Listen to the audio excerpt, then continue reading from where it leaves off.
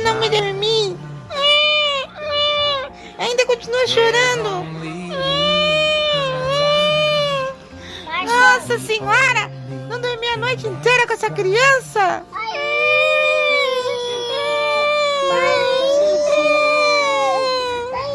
Tá bom, nossa senhora, você deve estar com cólica, né, meu filho?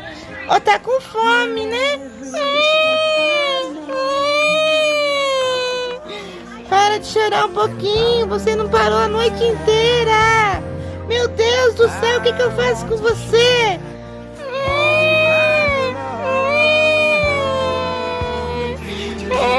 Não para, gente. Que criança chorona. Meu Deus do céu.